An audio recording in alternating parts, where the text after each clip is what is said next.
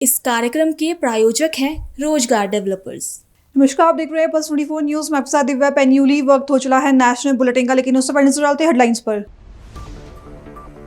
पश्चिम बंगाल के दार्जिलिंग में बीजेपी के राष्ट्रीय अध्यक्ष नवीन का सीएम ममता बनर्जी पर हमला। कहा, सीएम ने प्रदेश में घुसपैठियों को बढ़ाने का किया काम, बांग्लादेशी घुसपैठियों को दिए राज्य के लोगों के अधिकार। छुरिया में सीसी सड़क और नाली निर्माण कार्य का भूमि पूजन। पंचायत छुरिया के अध्यक्ष संजय कुमार ने किया भूमि पूजन। ग्रामीणों से की निर्माण कार्य में सहयोग और सड़क की देखरेख करने की अपील। सागर में कुछ युवकों के डराने के चलते नाबालिग ने की आत्महत्या की कोशिश, खुद को नाबालिग ने किया आग के हवाले। पुलिस आरोपियों की तलाश में जुटी। आईपीएल 2026 के 14वें मैच में दिल्ली कैपिटल्स को मिली हार। गुजरात टाइटंस ने 1 रन से हराकर जीता मैच। दिल्ली कैपिटल्स को इस सीजन की मिली पहली हार। तुम दोनों की मेहनत बहुत रंग लाई है बेटा, घर बहुत सुंदर बना है। ये मेरे पापा का घर। पता है, देख तेरे पापा की नेम प्लेट अपने हाथों से लगाऊंगा। नेम प्लेट तो लग चुकी पापा।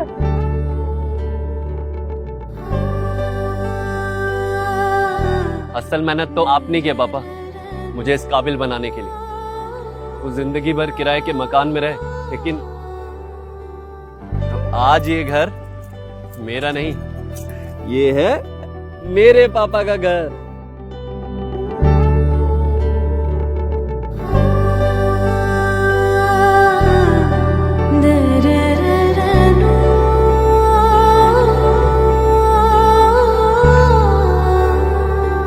उड़ान सपनों की, आंगन खुशियों का और साथ सकर्णी का।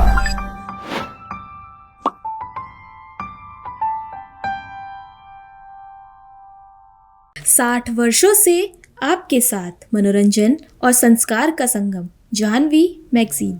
आइए अब देखते हैं खबरें विस्तार से। पश्चिम बंगाल के दार्जिलिंग में बीजेपी के राष्ट्रीय अध्यक्ष नवीन ने कहा कि टीएमसी का मतलब है तुष्टीकरण, तोलाबाजी, माफियागिरी और करप्शन।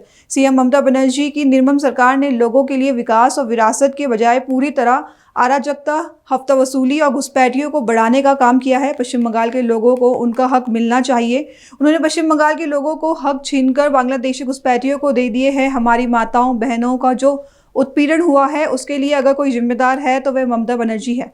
जनता उन्हें हटाने के लिए चुनाव लड़ रही है। Mamata Banerjee is a meet now. तो क्या इस बार चुनाव में ममता बनर्जी का पॉलिटिकल करियर खत्म होने जा रहा है? देखिए, टीएमसी की जो पूरी एब्रिविएशन है, तुष्टीकरण, तोलाबाजी, माफियागिरी, महिलाओं का उत्पीड़न, करप्शन, कटमंडी, उसको अब पश्चिम बंगाल की जनता विसर्जन करने वाली है बंगाल की खाड़ी में। और मेरा ये मानना है, जिस प्रकार से ममता दीदी की निर्मम सरकार ने पूरी तरह से अराजकता, हफ्ता वसूली और कहीं न कहीं लोगों को विकास की जगह पर विरासत को बढ़ाने के बजाय कहीं न कहीं घुसपैठियों को बढ़ाने का काम किया। जो पश्चिम बंगाल की जनता को उसका हक मिलना चाहिए था, चाहे अन्न योजना हो, चाहे आयुष्मान हो, चाहे अन्य गरीब के लिए जो कल्याण की योजनाएं हैं, उसका हक सीधे पश्चिम बंगाल के लोगों का हक मारकर बांग्लादेशी घुसपैठियों को देने का काम किया। और सबसे बड़ी बात, हमारी माता बहनों को जिस प्रकार के उत्पीड़न झेलना पड़ा, कहीं न कहीं इसके दोषी कोई है तो ममता दीदी है। और आज पूरी तरह से उस सरकार को उखाड़ फेंकने के लिए पश्चिम बंगाल की जनता चुनाव लड़ रही है। और मैं तो आज कई कार्यक्रमों में रहा, जिस प्रकार से जनता सामने से आकर सड़क पर उतरकर इस सरकार को उखाड़ फेंकना चाहती है, मैं मानता हूं कि राजनीतिक रूप से ममता दीदी का विसर्जन इस चुनाव के बाद हो जाएगा।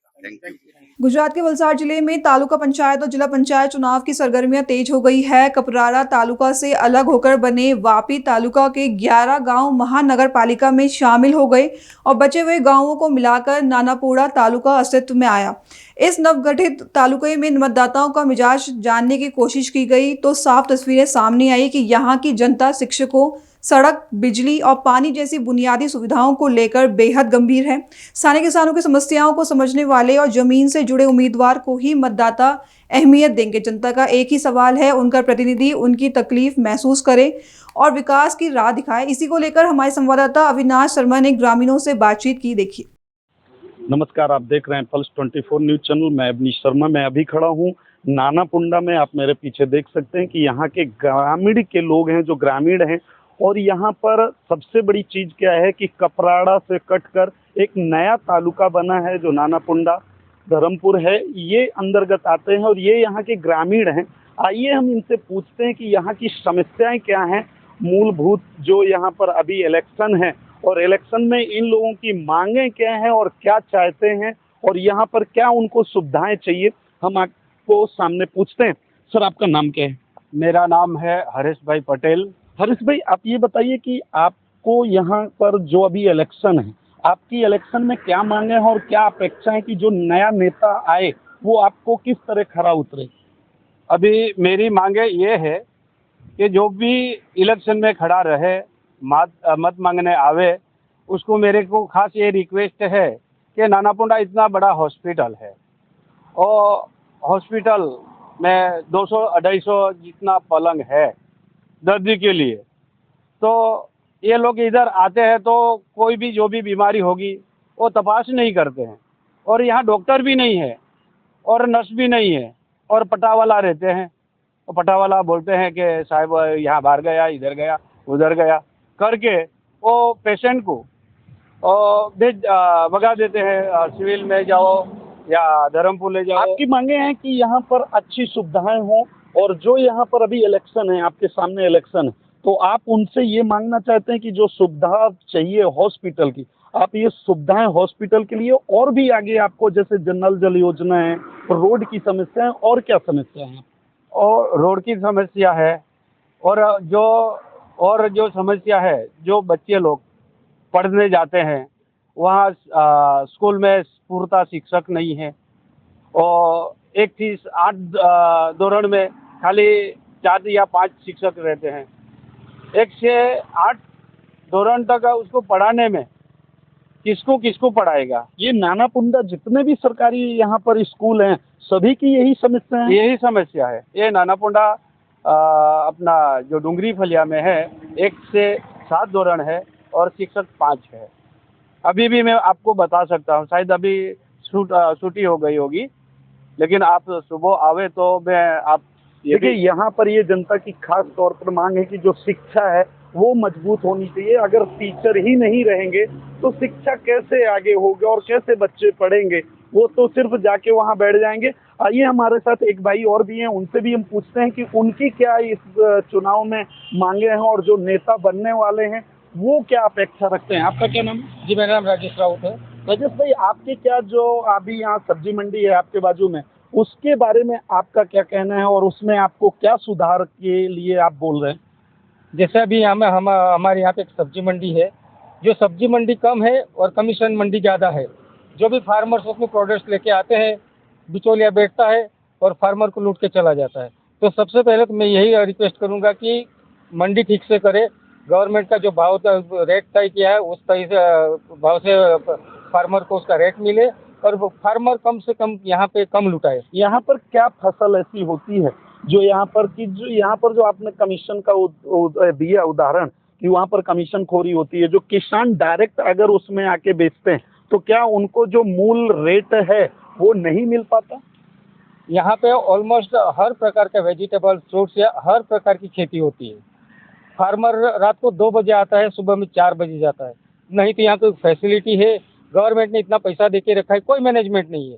फार्मर रात को 5 बजे दिन में आता है, सुबह में 5 बजे चला जाता है। उसके बीच में जो भी एजेंट है, वो एजेंट रहते हैं, कमीशन एजेंट, वो लूट के चले जाते हैं। न तो फार्मर को बैठने के लिए जगह नहीं, उसका प्रोडक्ट का सही से भाव मिल रहा है। आपका कहना ये है कि यहाँ पर सुविधाएं नहीं हैं और वो जो हैं भी वो सही ढंग से नहीं कर रहे।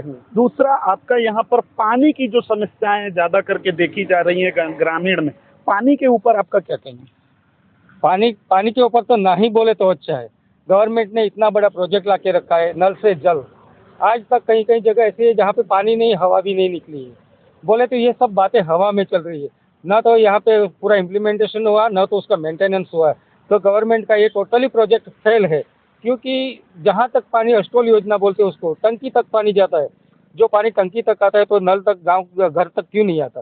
तो उसका मतलब ये है कि यहाँ पे सब घूसखोरी हुई है। टंकी तक जो पानी आता है तो नल में तो पानी आना चाहिए ना, तो क्यों नहीं आ रहा है? यही क्वेश्चन हम पूछ रहे हैं ये राजनेताओं को कि हर 5 साल में आप वोट मांगने के लिए आते हैं, तो जो मूलभूत सुविधा वो क्यों नहीं दे रहे हैं आप? तो हमारा तो यही मानना है कि जो भी नेता आए वो समर्पित हो, समाज को समर्पित हो, समाज का जो भी आवाज़ है उसको उठाए, और हम वही नेता को पसंद करेंगे जो समाज की आवाज़ बने। आइए हमारे साथ दूसरे भाई भी हैं, उनसे हम पूछ लेते हैं उनकी भी राय। आपका नाम क्या है? रमेश भाई। रमेश भाई, यहाँ पर जैसे पानी की ज्यादा दिक्कतें देखने को मिल रही हैं, जो करोड़ों रुपया लगाकर यहाँ पर पानी की सुविधाएं के लिए सरकार ने जगह जगह स्टॉल लाइन सिस्टम शुरू किया, घर जल नल योजनाएं शुरू की, उस पे आपका क्या कहना है? मेरे उस पर क्या है, वो पाइप डाला है ना, वो पाइप आधे से टूट जाता है, और टूट जाने के बाद वो रिपेयर तो कब करेंगे वो कुछ मालूम नहीं। अभी आगे इलेक्शन है और आप इलेक्शन में ये क्या मांग रख रहे हैं कि आपको क्या सुविधाएं चाहिए, उस सुविधाएं क्या क्या होनी चाहिए? एक तो पहला आरोग्य, पानी, रास्ता और स्कूल में भी शिक्षक को क्या वो बीएलओ का काम दे देता है, वो गांव में जाता है, और वस्ती गणना अभी परीक्षा चल रही है तो अभी रुका है, ये वस्ती छूटने के लिए रुक गया, तो शिक्षक वर्ग में टिकता ही नहीं, तो शिक्षण किधर से आएगा? इनका कहना है कि अभी इस समय जैसे इलेक्शन चल रहा है तो टीचरों की जो ड्यूटी लगी है वो ड्यूटी में चले जाते हैं, या फिर गाँव में जो सर्वे कर रहे हैं सर्वे में जा रहे हैं, तो सर्वे में यदि चले जाते हैं तो फिर बच्चों को पढ़ाएगा क्यों? तो सरकार से ये भी मांग है कि जिस स्कूल में अगर बच्चे ना हो तो उनसे फिर हमें कैसे, उनके लिए क्या सिस्टम करना चाहिए। और भी हमारे साथ यहाँ के ग्रामीण हैं, उनसे भी पूछते हैं कि उनकी क्या सुविधाएं चाहिए और उनको खास तौर पर और क्या मांगनी है कि जो इलेक्शन में। आपका क्या नाम है? नीरू भाई, आप क्या चाहते हैं कि जैसे यहाँ पर स्टॉल नल जल योजना है, रोड है, टीचर की समस्या है, और आपको क्या क्या यहाँ चाहिए कि जो आप दिखते हैं कि अभी ये जो नए चुनाव समीकरण आएंगे, जो नए परिणाम आएंगे, उसके बाद आपको क्या बेहतरीन हो सकता है? अभी जो अब एजुकेशन में जो है वो पूरा सिस्टम में, मतलब कि स्कूल भी बना नहीं है, जो स्कूल है सब लोग अभी झुपड़े में जो बनाने के लिए पेमेंट भी आया है, सब आया है, लेकिन बेस लेवल कंप्लीट किया है और पूरा बाकी आधा है, 2 साल से पूरा बाकी है स्कूल का, इतना खराब परिस्थिति है। आप रोड की बात कर रहे हो, रोड तो अभी जो इलेक्शन आ रहा है इसके लिए सब ये मरम्मत किया है।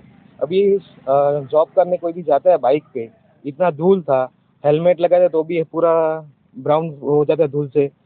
और दूसरा है कि अपना जो इंडस्ट्री है अभी, तो इंडस्ट्री का जो पॉल्यूशन है उसका कंट्रोल क्या होगा आगे 5 साल के बाद? ये इंडस्ट्री इतना पॉल्यूशन करेगा तो क्या उसका निकाल है, कुछ अभी पता नहीं है।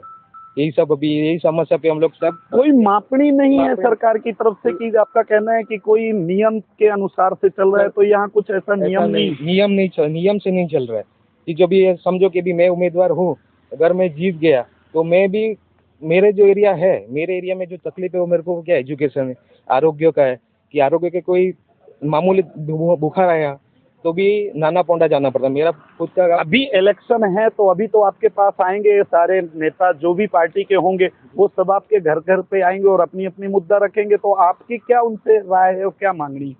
हमसे यही मांगनी है कि अगर जो भी उम्मीदवार जीते, कि कुछ भी हो, कि अभी स्कूल का प्रॉब्लम है तो स्कूल का इतना समस्या पूरा कंप्लीट करे, कि एजुकेशन का पूरा जो सिस्टम है वो सही से चला है वो लोग, कि अभी इंडस्ट्री का जो सेफ्टी का रीज़न है वो भी देखे, जो मतलब कि सेफ्टी ऑफिसर हो के कोई भी हो, वही सब हम लोग का मांगनी है। क्योंकि अभी इंडस्ट्री पूरा, हम लोग के एरिया में पूरा इंडस्ट्री आ रहा है, तो उसका जो पॉल्यूशन कंट्रोल का होगा, जो भी होगा वो सब हो ऐसा। देखिए, इनका भी यही कहना है कि ये जब इलेक्शन आएंगे तो घर घर तो आएंगे नेता, मगर उसके बाद दिखाई नहीं देंगे, और फिर ये जनता उनके पास जाती है जो सुनने को कोई तैयार नहीं है। जो उन्होंने कहा कि आज हमारे गांव की बहुत ज़्यादा कंडीशन है, जो शिक्षा है, पानी है।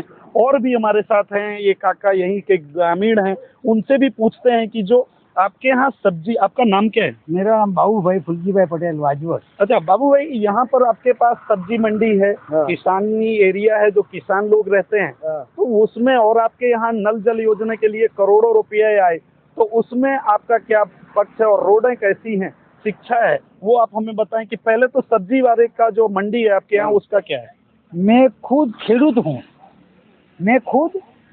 हूँ, खेती में मैं बात भी करता हूँ और सब्जी के टाइम में मैं केला भी लगाता हूँ, बैंगन करता हूँ, टमाटर करता हूँ, मिर्ची, यानी कि खेती के लाइन में सब्जियां मैं खुद करता हूँ। तो क्या आपको वो रेट मिल पा रहा है? रेट नहीं मिल पा रहा हूँ, इसीलिए मैं चिल्ला के जोर से बोल रहा हूँ। अभी मैं खुद मेरा बैंगन मार्केट में लेके जाता हूँ, वहाँ खेडूत को सही भाव दाम नहीं मिल रहा है। यहाँ के सभी मंडली वाले मिली भगत है, मिली भगत, सब खेडूत को चूस के खाने वाले हैं। मेरे को तो बहुत गुस्सा आता है, मेरी उम्र हो गई इसीलिए, नहीं तो मैं ही खुद खड़ा होने वाला था। देखिए मेरे को ये इस सरकार पे इतना गुस्सा आता है, पूछो मत। ये किसान है, और जब किसान एक मेहनत करता है और फिर उसको मंडी पे लेके जाता है, और उसके बाद अगर उनको मूलभूत जो रेट है जो उसमें वो नहीं यदि मिलता, तो किसान एक कहीं में कहीं टूटता है और वो भावुक होता है, वो अपना दुख दर्द बताता है, मगर बताने जाए तो किसको बताए, क्योंकि जो सरकार में बैठे हैं वो सुन नहीं रहे। और आगे अभी इनके यहाँ जैसे नल जल योजना आया है, घर घर पानी का व्यवस्था है, कैसा है आपके एरिया में पानी की सुविधाएं? अष्टोल योजना वाली बात बता रहे हो आप। अष्टोल योजना का 600 करोड़ है या कुछ भी खर्चा किया है। मेरे घर पे नल लगा है, नल में एक बूंद भी पानी आया नहीं है। मैं कभी भी झूठ नहीं बोलूंगा। कितने साल हो गए नल लगे? अरे 2-3 साल हो गए, जब ही आया जब से एक बूंद नहीं पानी मिला है मेरे को। और दूसरी बात खेती के मैं बता रहा हूँ, जब भी हम लोग चावल जो डाल रहे हैं खेत में, जब भी मार्केट में एग्रो में 1 किलो का पैकेट का 350 और 400 रुपया दाम है। 300 रुपया पकड़ लो तो 20 मन का 3 दूसरा 6,000 रुपया 20 किलो, यानी कि 1 मन हमारे में बताते हैं, वो 6,000 रुपया मन होता है। हमसे खरीद के लेता है वो कितना, मैंने दिया है 370 रुपया में। क्या है ये सरकार है? खेती को दाम मिल रहा है। आपकी क्या मांगनी है? नरेंद्र मोदी क्या बोला था, खेडूत को दुबला मिलेगा, दुबला मिलेगा। क्या मिला? दुबला मिला क्या? पूरे भारत देश में खेडूत सबसे ज्यादा लाचार है, और पूरे भारत देश में किसान लोगों को अन्न पहुंचाता है। हमको ये दिखाओ, कोई भी फैक्ट्री में अन्न उत्पादन करके दिखाओ। आप ये बताइए कि आपका ठीक है कहना, मगर अभी जैसे इलेक्शन है, आप उस इलेक्शन में अपनी क्या मांगे रख रहे हैं कि जो नेता चुन के आए तो वो क्या कर सकते हैं? नेता को हम लोग अभी हमारे तरफ से नेता ऐसा चुनने वाले हैं, हम लोग जो बताएगा वो हमारी सुनेगा, पहले से बोल के खड़ा करने वाले हैं हम लोग। अभी क्या आपकी मांगे हैं कि क्या क्या होनी चाहिए कि नेता में क्वालिटी? नेता के हमारे तरफ से नेता में ये मांग है कि आज यही युग में पहले प्राधान्य शिक्षा है, उसके बाद में आरोग्य है, उसके बाद में आने जाने के लिए रास्ता है, बिजली है, सभी सुविधाएं अच्छी होनी मांगता है। जब ये सब समझ लो, एक ऐसा तो मेरे को बोलना नहीं चाहिए कि आम आदमी पार्टी ने, केजरीवाल ने दिल्ली में कितना अच्छा बनाया था उसी टाइम पे, वैसा हमको भी यहाँ गुजरात में चाहिए। नहीं तो मोदी जी ने भी तो अच्छा बनाया अंतर्राष्ट्रीय में, अगर ऐसा बोले जाए तो बीजेपी ने भी अच्छा किया है, कांग्रेस ने भी अपना अच्छा किया है। तो जो सत्ता में रहती हैं पार्टियां, वो अपना करती हैं, वो एक उनका सत्ता का जो भी सिस्टम, मगर आपको क्या सुविधाएं होनी चाहिए और आपको क्या मिलनी चाहिए, आप एक नेता में अपने कैसा देखते हैं, वो आप अपना पक्ष बताइए क्या है? नेता तो हमको हमारे तरफ से अच्छा होना मांगता है। एक पहली बात तो ये है, अभी के युग में नेता पढ़ा लिखा होना चाहिए, जो भी वो आगे बोल सकता है। आज तक तो हमने भेजा है, मेरी अभी 70 साल की उम्र हो गई, उत्तम हरजी से भेजा है, बरजुल भाई को भेजा है, भगवान शर्मा को भेजा है, सभी को भेजा है दिल्ली में, वो कोई काम का नहीं था। क्यों? काम का था, यानी कि था, उसने काम किया। आज के युग में पढ़ा लिखा उम्मीदवार होना चाहिए, होशियार चाहिए। देखिए, इनका कहना है कि अगर शिक्षित तो होंगे तो आगे काम होगा, और शिक्षा है तो सभी आगे काम हो सकते हैं और होता रहेगा। यदि अगर शिक्षा ही नहीं है तो वो आगे काम भी कैसे करेंगे, वो बन के तो बैठ जाएंगे। तो यहाँ की जो लोग लोकल निवासी हैं उनका कहना ये है कि जो भी हो यहाँ का चुना प्रत्याशी वो एक शिक्षक हो और अच्छा काम कर सके। चुरिया में ग्रामीणों की मांग पर सीसी सड़क और नाली निर्माण कार्य का भूमि पूजन किया गया। जनपद पंचायत चुरिया के अध्यक्ष संजय कुमार सिन्हा ने स्वयं उपस्थित होकर भूमि पूजन किया।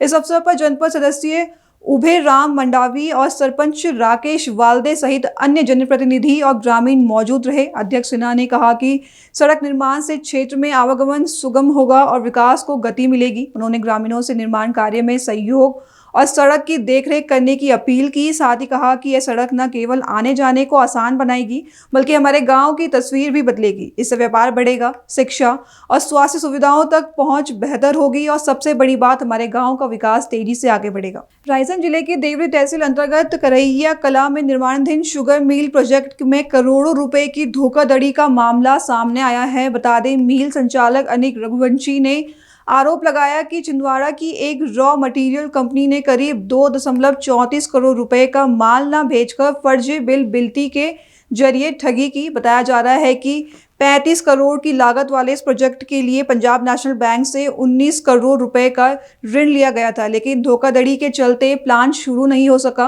और कर्मचारियों को 3 से 4 महीने से वेतन भी नहीं मिला। पुलिस ने आरोपी के खिलाफ मामला दर्ज कर जांच शुरू कर दी है, लेकिन 45 दिन बाद भी कार्रवाई नहीं होने से आहत संचालक ने आत्महत्या की चेतावनी दी। क्या नाम था आपका? अनिल कुमार रघुवंशी। अनिल जी, आपने जो प्लांट लगाया है और आपके साथ कुछ धोखाधड़ी हुई है, क्या है? ये एक छिंदवाड़ा का इमरान खान है। इसके द्वारा इससे मैंने, इसकी कंपनी KGN कंपनी है, इससे मैंने 4.5 करोड़ रुपए के माल का सौदा किया था, जो मैंने इसको PNB बैंक ब्रांच बरेली के माध्यम से RTGS किया हुआ है। इसकी KGN कंपनी को मैंने इसके द्वारा 2 करोड़ 20 लाख का मेरे को माल भेजा गया। बाकी का 2 करोड़ 34 लाख रुपए का ना मेरे को माल दिया आज तक, और ना ही ये मेरा फ़ोन उठाता है, ना मेरे से बात करता है। इसके कई मामले मेरे को पता चले हैं। 40-50 करोड़ का इसका फ्रॉड का किया हुआ है। उसमें इसने मेरे साथ भी ये 2 करोड़ 20 लाख का किया है। इसके आपने उसके खिलाफ कोई FIR वगैरह? FIR मैंने की है, लगभग 45-50 दिन हो गए हैं। बरेली थाने में मैंने इसके खिलाफ FIR दर्ज कराई है। पुलिस के द्वारा हाई कोर्ट के से मैंने डायरेक्शन दिलाया था, जब जाके पुलिस ने उसमें FIR की है। वो भी एक धारा लगाई है उसमें पुलिस वालों। और भी मामले दर्ज हैं क्या इस पर? उस पर एक और सागर का मामला पता चला है मेरे को, जिसके मेरे पास FIR की कॉपी है। क्या उसका यही काम है कि मतलब ऐसे लोगों को बेवकूफ बनाना? लग तो ऐसा ही रहा है कि हमारे साथ 2 करोड़ 20 लाख का अगर उसने किया है और एक सागर की पार्टी के साथ किया है, तो लगता तो ऐसा। आपका काम अभी बंद है? हमारा पूरा काम लगभग 4 से 5 महीने हो गए हैं, पूरा काम बंद है। पूरा प्लांट लगभग 28-29 करोड़ रुपए में इन्वेस्ट कर चुका हूँ। 2.5-3 करोड़ रुपए के कारण मेरा पूरा प्लांट का काम रुका है। बैंक का ब्याज आ रहा है, बैंक की किस्त आ रही है। ना मेरा प्लांट चालू हो पाया और ना मैं बैंक का ब्याज दे पा रहा हूँ, ना किस्त चुका पा रहा हूँ। क्या स्थिति है, क्या कर सकते हो? मतलब मैं अब कुछ नहीं कर सकता हूँ। मेरे पास लास्ट मैंने जितना प्रयास करना था सब कर चुका है, चक्कर कर चुका हूँ। अब मेरे पास में या तो प्रशासन से उम्मीद रखे हूँ कि कुछ मेरी मदद प्रशासन, मध्य प्रदेश शासन के मुख्यमंत्री यशस्वी डॉक्टर मोहन यादव जी और शिवराज सिंह जी से मेरा निवेदन है कि मेरे साथ जो जागती हुई है उसमें मेरा पैसा निकलवाने की कृपा करें, और नहीं तो मेरे पास लास्ट ऑप्शन है कि मैं सुसाइड करूँगा। आप संपर्क करने की प्रयास करा, सामने वाले संपर्क करने की प्रयास किया? संपर्क करने का 2 बार मैं मोहन यादव जी के कार्यालय जा चुका हूं, पर मेरा संपर्क नहीं। ये इमरान खान से हजारों बार कर चुका हूं। एक बार उसके घर भी गया था, तो उसकी वाइफ द्वारा मेरे को धमकी दी गई है कि अगर आप मेरे घर आए या मेरे पति के खिलाफ आपने कोई एक्शन लिया तो मैं आपके ऊपर FIR करा दूंगी कि आपने मेरे साथ बदसलूकी की। जो आपने RTGS किया उसके रिकॉर्ड वगैरह हैं? पूरे सारे रिकॉर्ड हैं। हाई कोर्ट में भी जब मैंने पुलिस डायरेक्शन के लिए लगाया था, तो हाई कोर्ट ने भी बैंक से डायरेक्ट पूरे डॉक्यूमेंट ओरिजिनल बुलवाए हैं कि आपने ये किस बेस पे इनको 4.5 करोड़ रुपए का ट्रांजैक्शन किया है। मेरा कोई भी लेन देन केस नहीं है, पूरा बैंक के माध्यम से। आज जो कर्मचारी आपके लगे हैं, उनके वेतन को लेकर क्या समस्या? कुछ नहीं है, सबका 2 या 3 महीने हो गए हैं, कर्मचारियों को पेमेंट नहीं दे पा रहा हूँ। मेरे खुद के खाने की व्यवस्थाएं सब भंग हो चुकी हैं। जितना पैसा मेरे पास था, मेरा कोई पार्टनर नहीं है इस प्लांट में, सेल्फ मैंने ये प्लांट लगाया है। बैंक से 19 करोड़ का लोन लिया है, बाकी का पैसा मैंने अपने से लगाया है। और अब बैंक का जो ब्याज आ रहा है और जो किस्त आ रही है, वो मैं 1 भी रुपए जमा नहीं कर पा रहा हूँ। उसमें शुगर फैक्ट्री बन गई है राजस्थान की सीमा पर, उसमें करोड़ों का 420 का मामला आया, क्या है पूरी घटना? पिछले दिनों एक अनिल रघुवंशी हैं, देवरी में उनकी एक शुगर फैक्ट्री बन रही है। तो उसमें शुगर फैक्ट्री बनाने में जो जरूरत का सामान है, उसके लिए उन्होंने छिंदवाड़ा निवासी रिजवान उर्फ इमरान से सौदा किया था और उसको करीब 2.5 करोड़ रुपए आरटीजीएस के माध्यम से उन्होंने भेजे थे और उसका सामान जो है नहीं दिया और फर्जी बिल बना के भेज दिए। उसमें जो है अनिल रघुवंशी की रिपोर्ट पर रिजवान के खिलाफ में 420 बीएनएस के तहत मामला पंजीबद्ध किया है और पुलिस रिजवान की तलाश कर रही है। और जो बिल और बिल्टीज उन्होंने जो ट्रांसपोर्टेशन के जो बिल दिए थे उनके बारे में पुलिस जांच कर रही है। थाना बरेली के द्वारा इसमें अनुसंधान किया जा रहा है। यदि उसमें बिल फर्जी पाए गए तो उसमें अनुसंधान में और अलग से कुछ धाराओं का इजाफा उसमें होगा। सर, आखिर एफआईआर हाईकोर्ट के आदेश से हुई है, सुनने में आ रहा है। नहीं, एफआईआर जो है पुलिस को आवेदन पत्र दिया था फरियादी ने, उसके आधार पे किया था। सर, 45 दिन हो चुके हैं लेकिन अभी तक कार्रवाई आगे कहाँ तक बढ़ पाई है? दस्तावेज जो है उनको हम वेरीफाई कर रहे हैं, दस्तावेजी साक्ष्य जुटा रहे हैं। शीघ्र ही उसमें हम आरोपी तक पहुंच जाएंगे। आरोपी की गिरफ्तारी के प्रयास लगातार पुलिस कर रही है।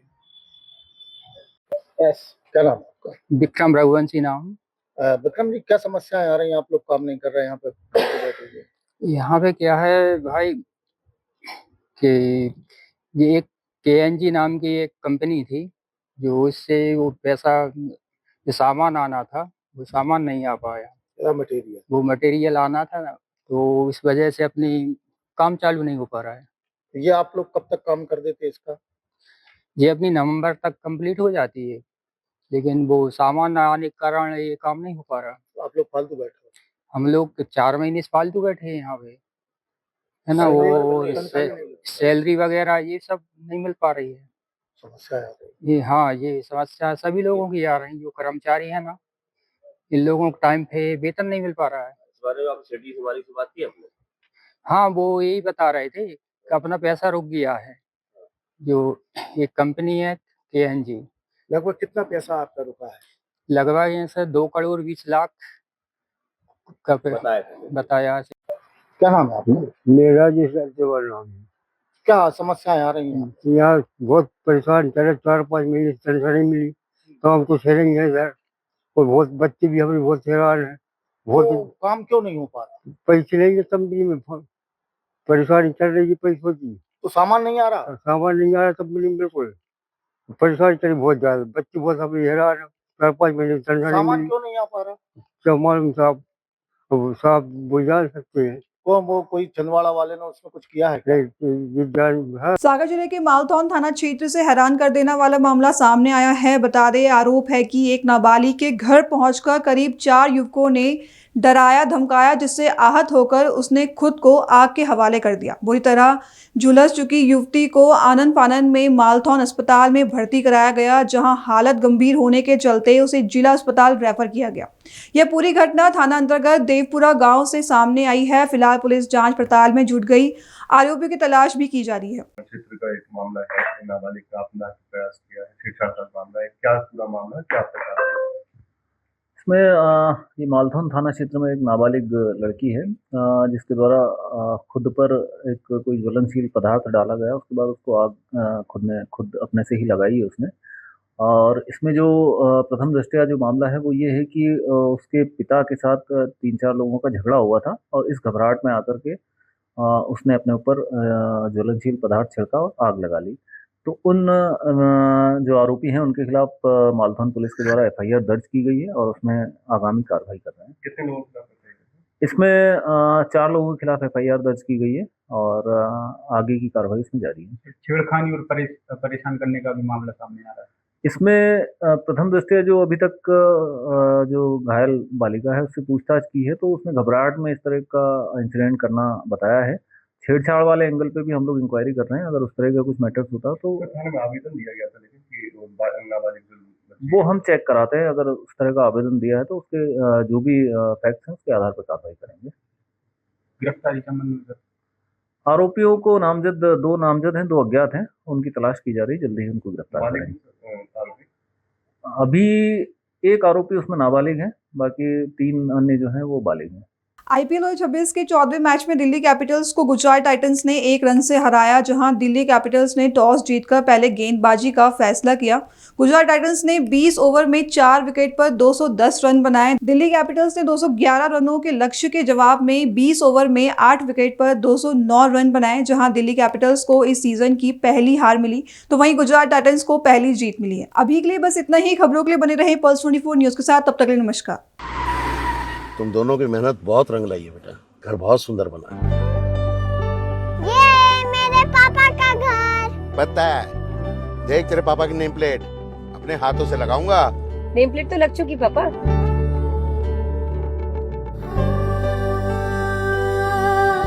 असल मेहनत तो आपने की है पापा, मुझे इस काबिल बनाने के लिए। वो जिंदगी भर किराए के मकान में रहे, लेकिन तो आज ये घर मेरा नहीं, ये है मेरे पापा का घर।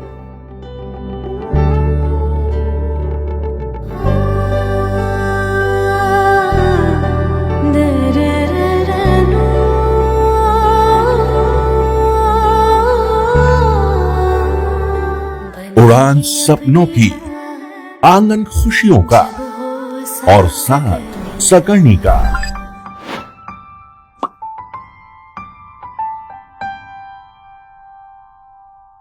60 वर्षों से आपके साथ मनोरंजन और संस्कार का संगम, जाह्नवी मैगजीन। इस कार्यक्रम के प्रायोजक थे रोजगार डेवलपर्स।